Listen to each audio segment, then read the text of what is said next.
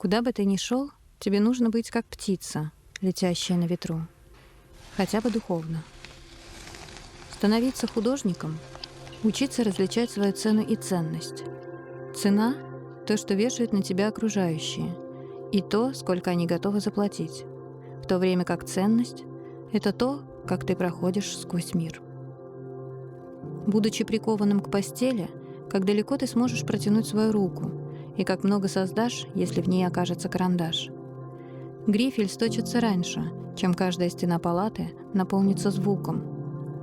Только когда мир вокруг затихает, ты начинаешь слышать раскатистый голос.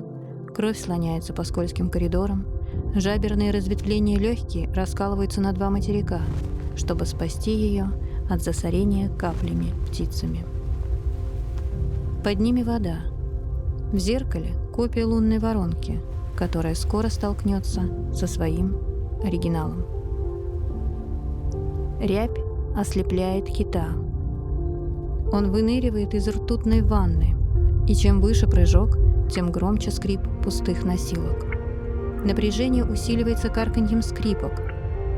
Взмах хлыста наносит удар, образуя круговую линию из подлетающих жуков-носорогов.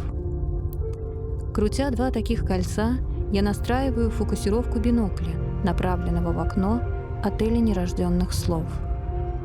Вот уже тело трется о простыню так, что между ними несется огонь. Пламя вытекает с пальца на карандаш. Проводится еще одна черта, и в длине этой линии умещается история мира, взрастившего ее.